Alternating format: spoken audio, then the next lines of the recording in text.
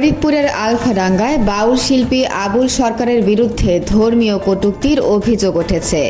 সোমবার বিকেলে আলফাডাঙ্গা সদর বাজারে স্থানীয় উলামায়ে কেরাম ও সচেতন সমাজ তার ফাঁসির সর্বোচ্চ শাস্তি দাবিতে এক প্রেস ব্রিফিং করে। তারা অভিযোগ করেন, আবুল সরকার মহান আল্লাহ ও পবিত্র কোরআনের প্রতি অবমাননাকর মন্তব্য করেছেন, যা ধর্মপ্রাণ মানুষের অনুভূতিতে আঘাত হানছে। বক্তারা বলেন, দেশের আইন অনুযায়ী তার বিরুদ্ধে কঠোর শাস্তি প্রয়োজন। এছাড়া প্রতিবাদে অংশ নেওয়া তাওহিদি জনতার বিরুদ্ধে দায়ের করা মিথ্যা মামলা দ্রুত প্রত্যাহার করারও দাবি জানানো হয়। এ অনুষ্ঠানে আলফাডাঙ্গা কওমি উলামা ঐক্য পরিষদের প্রধান উপদেষ্টা মাওলানা তামিম আহমেদ, মুফতি সিরাজুল ইসলাম, মাওলানা আহসানুল্লাহ ও ইসলামী আন্দোলনের নেতারা উপস্থিত ছিলেন। মিয়া রাকিবুল, আলফাডাঙ্গা, ফরিদপুর, সময় সংবাদ। বিস্তারিত দেখুন ভিডিওতে।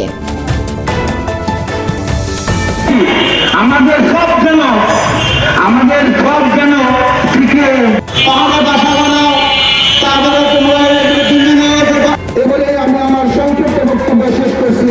আল্লাহ হাফেজ। মিলেমিশে এই বাংলাদেশে বসবাস করে বিভিন্ন মতাদর্শের লোক লালনের গান, সাইদির মাজার আমাদের তীর্থভূমি, আমরা যারা তার ভক্ত, আমরা সবাই এক বিশেষ নিয়মে বৈরাগী বেশ গ্রহণ করি।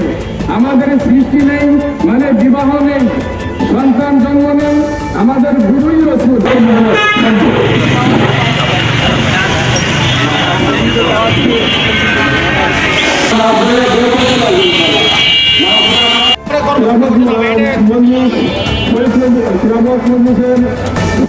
মালিক তাকে প্রযুক্তি করেছে, যে সকল ভাষা প্রকাশ করার মতো নয়। শুধু তাই নয়, যে কোরআনুল কারীম এবং কোরআনের বিভিন্ন সূরা বিভিন্ন অংশকে প্রযুক্তি করেছে, যা কোরআন এবং হাদিসের আলোকে স্পষ্ট করে। সুতরাং তার ইসলাম হল জাহান্নাম।